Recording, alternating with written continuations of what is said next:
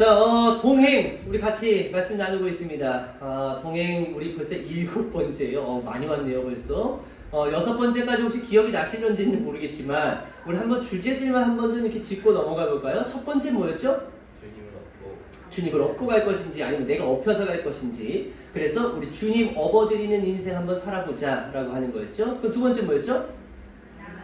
나만 아는 이야기가 필요하다. 내가 고백하는 예수 그리스도가 필요하다. 남이 떠드는 이야기 말고 내가 고백하는 예수. 자, 그 다음 뭐였죠? 같이 가는 거예요.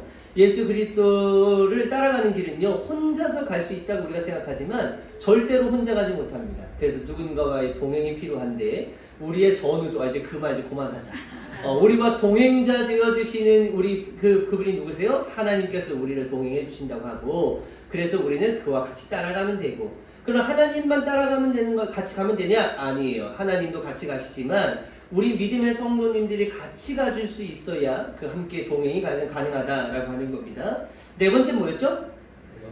그럼에도 불구하고 예수를 선택할 수 있느냐?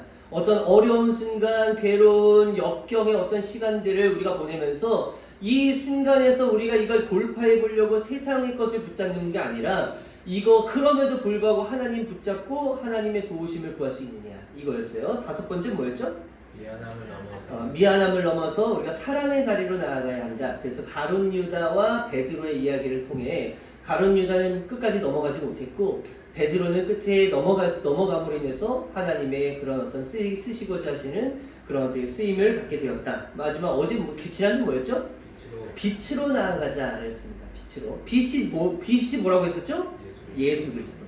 그래서 우리가 예수 그리스도 앞으로 우리가 마치 벌거벗겨진 사람인 것처럼 부끄럽지만 그런 모습으로 나아갈 수 있어야 그 온전한 모습을 우리가 용서함 받고 예수와 동행할 수 있을 것이다 라고 하는 게 지난주까지 말씀이었어요. 오늘 말씀은 7번째 시간입니다. 저를 한번 따라 해보시겠어요? 알지만 말고 믿읍시다. 시작. 알지만 말고 믿읍시다. 자, 오늘은 이 아는 것과 믿는 것, 요 차이에 대해서 우리가 같이 말씀을 좀 나눠보려고 해요. 여러분들, 아는 것과 믿는다라고 하는 것, 이거 굉장히 비슷한 것 같지만 완전히 다른 개념이다 라고 하는 걸 우리가 좀 알 수 있겠죠. 이게 엄청난 차이인 거예요. 근데 우리가 이런 착각을 할 때가 있습니다. 어떤 착각이냐? 마치 알고 있는 것을 내가 믿고 있다라고 착각하는 경우들이 있다는 거예요. 오늘 이제 그 말씀이 좀 중점적으로 나아가 보려고 해요. 내가 무엇을 알고 있어요. 그렇지만 이 아는 개념이 다 믿는 개념으로 이어지는 건 아닌 거예요. 물론 아는 거 중요할 수 있죠. 근데 알지만 이걸 믿음으로 어떻게 승화시킬 수 있을 것인가. 오늘 이제 그 말씀을 이제 나눠볼 겁니다. 여러분들 예수 그리스도를 아세요? 뭐요? 예수 그리스도를 아세요? 알고 계시죠? 우리는 예수 그리스도를 너무나도 잘 알아요. 그렇지만 그 예수를 아는 지식이 곧 믿음이라고 이야기할 수 있을까요? 이건 어떨 것 같으세요? 우리 예수 그리스도 모르는 사람 없어요. 그렇지만 그 예수를 아는 지식을 가지고 있다고 해서 저 사람이 믿음이 있다라고 이야기할 수 있을까요? 없을까요? 그건 없다라는 거예요. 여러분들, 이거 굉장한 차이가 있습니다. 우리 지식적으로 예수님 모르는 사람 아무도 없어요. 그런데 예수를 단순히 아는 사람들의 행동을 보고 또는 예수를 믿는 사람의 행동을 보고 요 두 가지 차이를 우리가 그 사람의 행동을 통해서 너무나도 잘 알 수 있고 그 사람의 말을 통해서도 너무나도 잘 알 수 있어요. 그러니까 나는 예수를 지식적으로만 알고 있다라고 하는 사람의 행동, 나는 예수를 믿는다라고 하는 사람의 행동, 이 두 가지 차이는 굉장하다라는 거죠. 제가 예전에 있었던 교회에서 예수 그리스도에 대한 간증을 좀 해보십시오. 당신이 만난 예수 그리스도가 어떤 분이십니까? 라고 하는 것을 이제 간증하는 시간이 있었어요. 근데 이제 한 권사님이 나오셔서 이제 자기가 이제 예수 그리스도를 이제 설명해보겠다. 이제 당당하게 나오신 거죠. 그래서 마이크를 들고 이제 설명을 하시는데, 예수님은 2000년 전에 태어나셨고 요셉과 마리아에게서 태어나셨고 예수님은 베들레헴에서 태어나셨고 나사렛에서 자라셨고 30년 동안 목수의 생활을 하셨고 그리고 3년을 공생애를 거치시면서 많은 병든 자들을 고치시고 또 어떤 귀신 들린 자들을 쫓아내시고 하는 그런 일들을 통해서 3년 공생애를 마치시고 십자가에 못 박혀 돌아가신 분이십니다. 그리고 3일 만에 부활을 하신 다음에 40일 동안 이 땅 가운데 계시다가 다시 하늘로 승천하신 분이십니다. 이렇게 이야기를 하셨어요. 자, 맞아요? 틀려요? 너무나도 맞는 팩트인 거예요. 너무나도 잘 설명하신 거예요. 그리고 이제 그분의 간증이 거기로 끝나버렸어요. 그리고 그 다음에 어떤 한 집사님이 나오셨는데 그 집사님이 이렇게 얘기하시더라고요. 저는 예수 그리스도에 대해서 잘 알지 못합니다. 왜냐하면 저는 이 예수를 믿은 지 얼마 되지를 않아서 성경 공부도 좀 이렇게 서툴고 뭐 이것저것 알 수 있는 방법들이 많이 없었어요.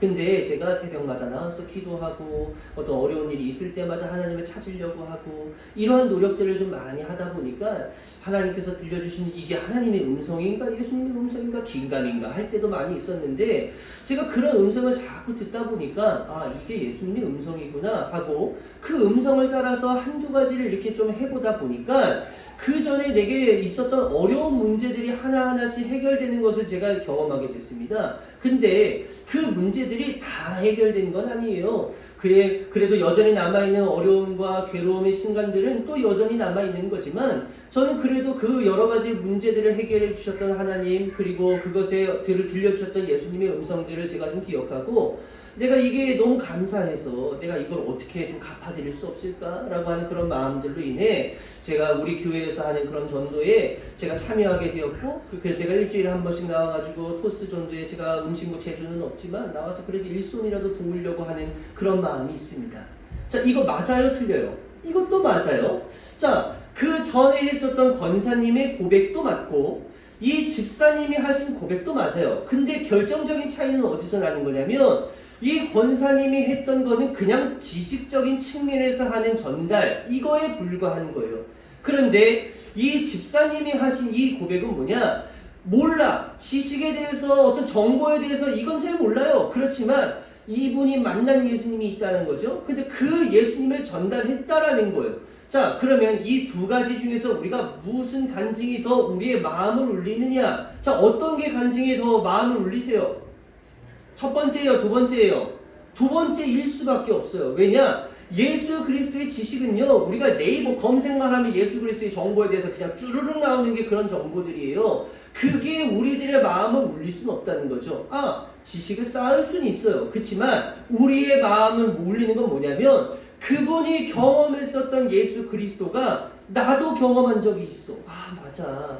나도 저 때 어려울 때 내가 기도할 때 내가 새벽에 진짜 내가 목숨 걸고 간절하게 기도했었는데 그때 나에게 들려주신 그 음성 내가 그거 잊지 않고 있었었는데 저분이 얘기하니까 내가 그 음성이 또 떠오르네. 아, 맞아. 저게 진짜 예수 그리스도지. 라고 하는 그런 마음으로 가는 것이 진실된 믿음이다라고 이야기할 수 있다라고 하는 거예요. 차이가 어디에 있냐? 예수를 지식적으로 아는 것과 예수를 진짜 믿음으로 고백하는 것은 그의 행동, 그의 말에서 완전히 드러날 수밖에 없다라고 하는 거예요.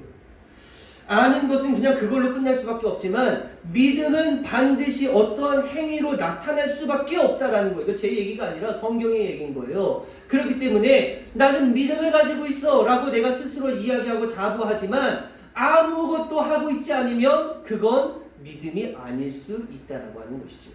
이거 굉장히 우리가 조심스러워야 하는 부분이고 이걸 우리가 다시 한번 생각해 봐야 하는 그런 말씀이다라고 하는 거예요. 여러분들 아는 것은 절대로 믿음이 아니다라고 하는 것을 인정할 수 있게 되시는 우리 귀한 성도님들 되시기를 예수 이름으로 간절히 축복합니다. 아는 건 그냥 지식일 뿐이라는 거예요. 내가 하나님을 진짜 믿고 어떻게 표현하기를 원하시는 그게 하나님께서 진짜 원하시는 우리의 모습이거든요. 이러한 부분으로 한 인물에 대해서 좀 살펴보려고 하는데 니고데모, 우리 지난주에 있었던 말씀을 우리가 15절부터 봤는데 그 말씀이 계속 이어지는 거거든요. 오늘 말씀부터. 그래서 오늘 1절부터 8절에 나오는 이 니고데모라고 하는 인물에 대해서 우리가 좀 말씀을 나눠보려고 합니다. 2절 말씀 한번 보세요. 2절 말씀에 보면은 이 사람이 밤에 예수께 와서 말하였다. 랍비님. 자, 랍비라고 하는 것은 이제 선생이라고 하는 뜻이에요. 선생. 선생님, 우리는 선생님이 하나님께로부터 오신 분임을 뭐해요? 믿는다, 안다? 안다라고 하는 거예요. 너무 놀라운 어떤 단어입니다. 이게 오늘 키워드인 거예요. 부활에 대해서 알고, 내가 예수에 대해서 알고, 구원에 대해서 알고, 뭐 성경에 능통하고, 물론 모두 다 귀한 것들은 맞아요. 그렇지만 그냥 알고 있는 정도의 신앙에서 머무를 게 아니라 예수께서 말씀해 주시는 구원받는 믿음이라고 하는 건 바로 이런 거야 라고 하는 걸 오늘 니고데모를 통해서 다시 한번 확인시켜 주시는 본문이 오늘의 본문이거든요. 그래서 예수님께서는요, 아는 지식에 머물지 말고 다시 태어나야 한다라고 하는 것을 이야기해 주는 거예요. 2절 말씀에 아까 다시 한번 하반절을 볼게요. 하나님께서 함께하지 않으시면 선생님께서 행하시는 그런 표징들을 아무도 행할 수 없습니다. 그러니까 당신이 지금 우리들에게 보여주시는 그런 놀라운 기적들, 표징들, 이게 당신이 하나님이 아니면 절대로 할 수 없는 일이다라고 하는 걸 우리가 믿는다, 안다? 안다라는 거예요. 그러니까 그때 이제 예수님께서 그 사람에게 2절 하반절에 이제 보니까, 3절에 보니까 다시 태어난다라고 하는 거, 그것을 이제 강조하시면서 이야기를 이제 풀어나가시는데, 이런 거예요. 이게 지금 우리가 가지고 있는 성경은 다시 태어난다라고 하지만, 우리가 기존에 봤었던 개혁 성경은 거듭남이라고 하는 것으로 표현하고 있어요. 거듭난다라고 하는 게 곧 다시 태어난다라고 하는 것을 뜻합니다. 그래서 우리가 지식으로만 머물러 있었던 그런 신앙 말고, 우리가 다 그거 말고 다시 태어나야 하는데, 다시 태어날 수 있게끔 하는 그런 능력과, 그럼 왜 다시 태어나야 하는지를 예수님께서 말씀하시는 거예요. 자, 근데 1절에 보시면, 2절 다시 볼게요. 2절에 니고데모가 밤에 예수님을 찾아갔다라고 성경에 기록이 되어져 있죠. 이 사람이 일이 너무 많고 바빠가지고 밤에 찾아갈 수밖에 없어서 밤에 찾아갔을까? 그게 아니라는 겁니다. 니고데모를 이렇게 설명해요. 1절 말씀해 보시면, 바리새파 사람 가운데 니고데모라는 사람이 있었다. 그는 유대 사람의 한 지도자였다 라고 하는 걸로 이 니고데모를 지금 설명하고 있는데, 이거를 제가 좀 풀어서 좀 설명을 해드릴게요. 성경을 종합적인 측면에서 보고 또 이 유대 역사가였었던 요세푸스라고 하는 사람이 있는데, 이 요세푸스의 어떤 전승들을 한번 살펴보면 이 니고데모라고 하는 사람은 사내들인 공의회의 회원이었을 것이다 라고 이야기를 많이 합니다. 사내들인 공의회라고 하는 건 뭐냐면 이스라엘의 정부, 이 어떤 국회 기관이라고 이야기할 수 있어요. 그러니까 우리나라로 따지면 우리나라의 국회를 이야기하는 게 사내들인 공의회라고 하는 겁니다. 자, 그러면은 이 사내들인 공의회의 회원이었다라고 하면은 우리나라로 따지면 어떤 사람들이에요? 어떤 사람들이요? 국회의원을 이야기하는 거겠죠? 그러니까 이 니고데모라고 하는 사람의 직급이 꽤나 높아요, 안 높아요? 꽤 높은 사람이었죠. 이 국회의원이 지금 밤에 예수를 찾아갔다라고 하는 것은 위법 행위인 거예요. 아니, 사람 찾아가는 게 왜 위법이야? 자, 그때는 그 종교가 있잖아요. 우리는 이제 종교의 자유가 있지만 이스라엘이라고 하는 종교는 어떤 종교예요? 유대교예요. 예수를 믿지 않고 하나님만 믿는 곳이 유대교인 겁니다. 그래서 아직까지도 메시아가 오지 않았다라고 믿어요, 이스라엘 백성들은요. 그러니까 그 사람들이 예수, 메시아라고 하는, 그 메시아라고 불려지는 그 예수를 만나러 갔다라고 하는 것 자체가 그 사람들에게 있어서는 말도 안 되는 이야기, 이단을 찾아간 거나 마찬가지다라는 거예요. 그러니까 니고데모가 가야 되는 상황이 아니었음에도 불구하고 갔다라고 하는 건 그가 지금 위법을 했다라고 하는 거죠. 자, 만약에 위법을 했으면 자기가 국회의원직을 때로는 내려놔야 하는 순간들도 있는 거예요. 그런 시스템으로 돌아갔거든요. 그러니까 이 니고데모가 밤에 찾아갔다라고 하는 건 바빠서 간 거예요? 바빠서 그렇게 간 거예요? 누구 눈에 띄지 않으려고 그렇게 한 거예요? 누구 눈에 띄지 않으려고 그렇게 갔다라는 겁니다. 밤에 그렇게 이제 찾아간 거죠. 자, 이게 예수를 알고만 있는 사람들의 신앙의 형태라는 거예요. 알기는 알고 궁금은 한 거예요. 궁금은 하다. 저 사람이 어떤 분일까? 라고 궁금한 거 해요. 근데 딱 거기까지. 믿음의 자리까지는 나아가지 않습니다. 왜냐하면 믿음이 생겼다가는 내 인생이 피곤해질 수가 있는 거예요. 믿음이 까딱하다 믿음 생겼다가는 야, 내 인생 복잡해질 수 있겠는데 내가 여기다가 안 하면 안 될 것 같은데 라고 하는 이런 여러 가지의 생각이 들어버릴 수 있기 때문에 믿음을 갖는 건 조금 불편해. 조금 거시기 한 거예요. 그렇지만 그냥 예수를 아는 것 정도는 오케이. 그게 니고데모의 신앙의 정도였다라고 하는 것입니다.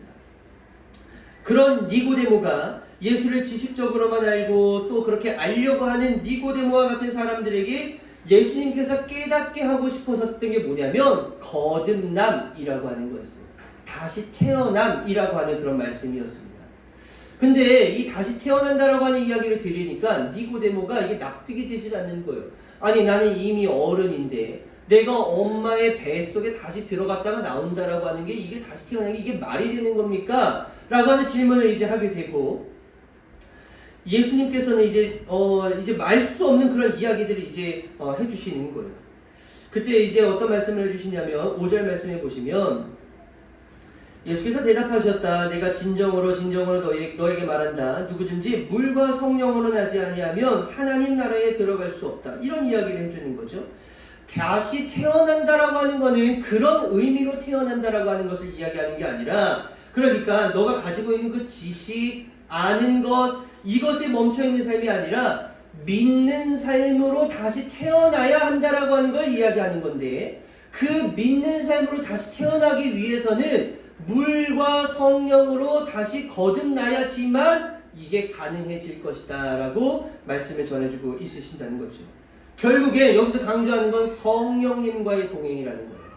예수를 지식적으로 아는 걸로는 절대로 나아갈 수 없는 그 범위 성령님과의 동행하심으로 여러분들 그렇게 한 발 한 발 걸어나갈 수 있게 되시는 우리 귀한 성도님들 되시기를 예수의 이름으로 간절히 축복합니다. 그래서 이 성령님의 동행하심, 임재하심이 너무나도 중요한 거예요. 지금 이걸 이야기하고 있는 겁니다. 근데 왜 거듭나야 하고 왜 믿음으로 가야 하는가? 거기서 예수님께서 중요한 얘기를 하시는 거예요. 하나님 나라라고 하는 표현을 여기서 쓰시는 겁니다.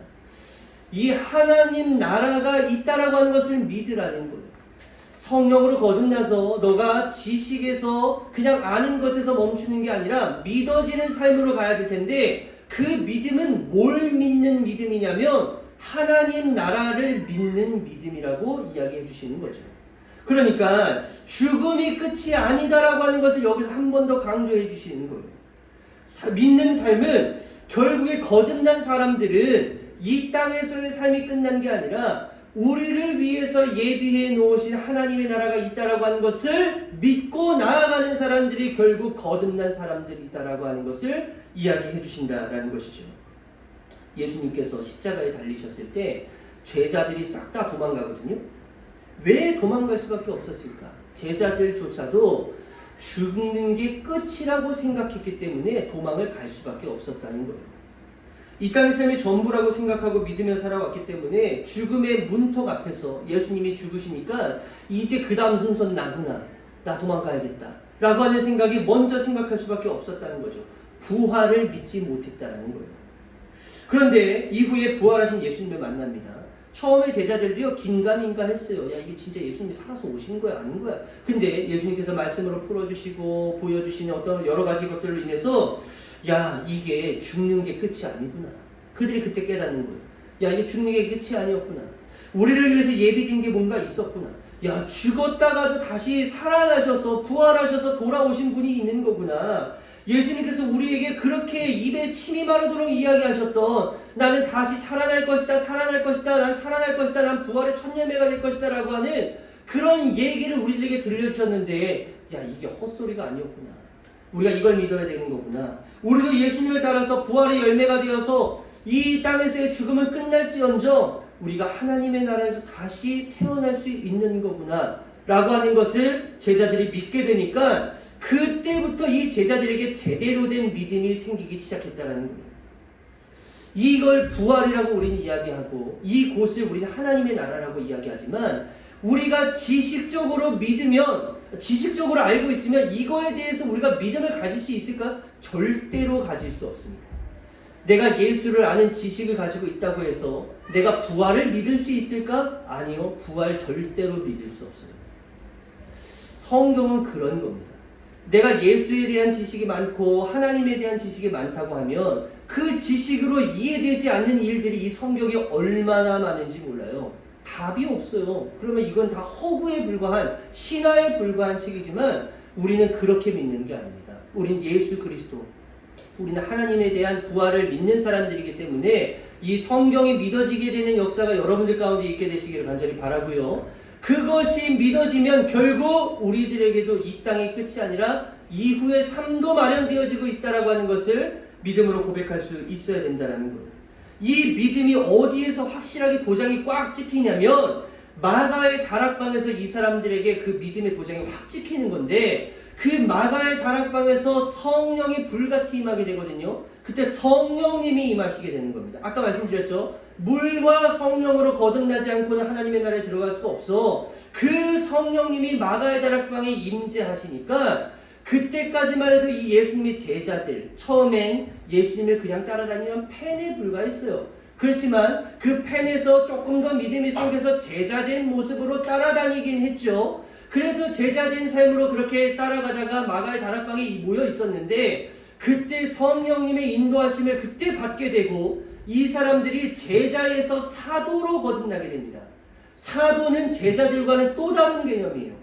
그 사도의 입장이 되어진 그 예수님의 제자들이 어떻게 하냐면, 나는 이 땅 가운데에서의 그 모든 삶들에 연연하지 않는다. 나는 하나님의 나라, 그 영원한 하나님의 나라, 이 천국을 바라보면서 난 그렇게 나아가겠습니다. 그렇게 선포하고 나가서 복음을 전하기 시작하는데, 그것은요, 아는 것 가지고는 절대로 깨달을 수 없는 그 하나님의 놀라운 신비를 깨닫고 그들이 나아가서 결국엔 그들의 삶이 옥에 갇히게 되고 사자의 밥이 되기도 하고 불에 타기도 하고 돌에 맞아 죽기도 하는 그러한 죽음을 맞이하게 되었지만 그 죽음이 전혀 두렵지가 않았다는 거예요. 이게 놀라운 거죠. 왜냐? 부활이 있기 때문에. 하나님 나라가 나를 위해서 예비되어지기 있기 때문에. 이것을 믿을 수 있는 믿음이 진짜 거듭난 믿음이라는 거예요. 여러분들의 믿음의 수준이 부활까지 믿을 수 있게 되시는 그런 수준으로 올라갈 수 있게 되시는 우리 귀한 성도님들 되시기를 예수의 이름으로 간절히 축복합니다. 이 믿음 너무나도 중요한 거죠.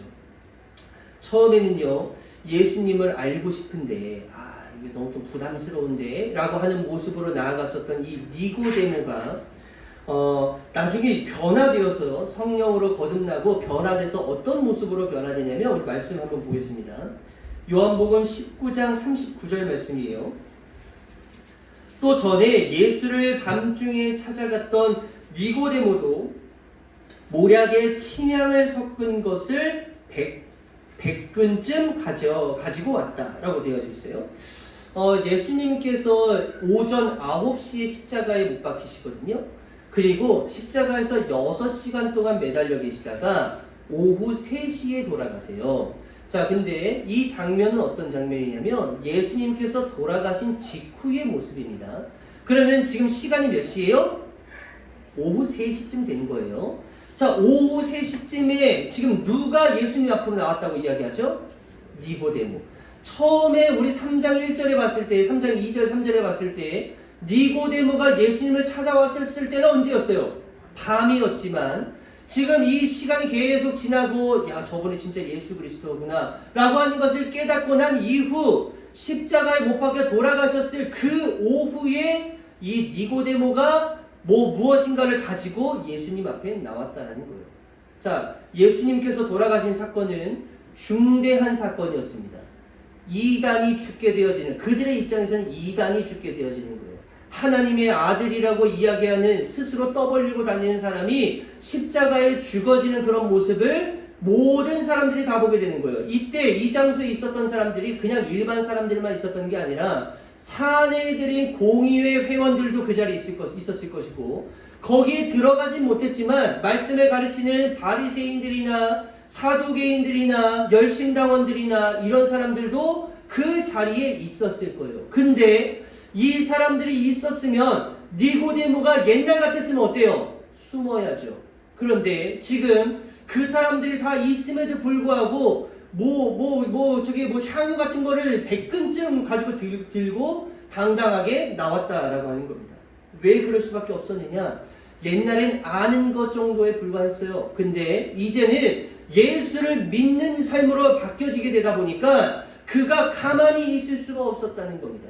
그래서 무엇인가를 예수 앞으로 이제 당당히 들고 나왔던 거예요.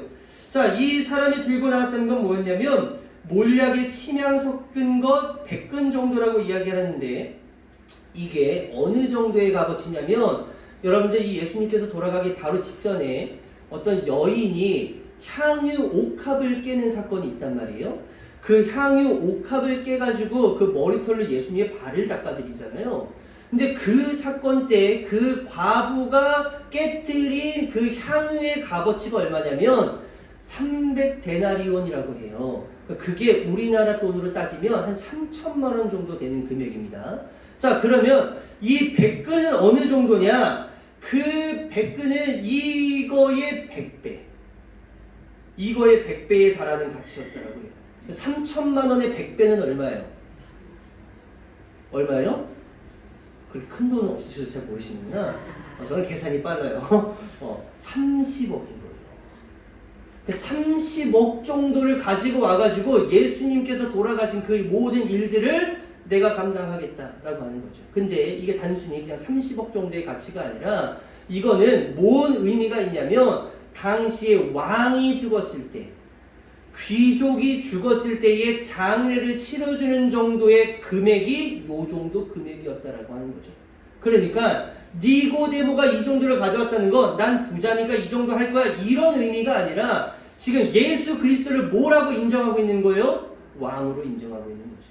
이런 의미를 담아 넣었다라는 겁니다. 그러고 나서 이 니고데모가 어떻게 살았을까요? 여러분들 어떻게 살았을 것 같아요?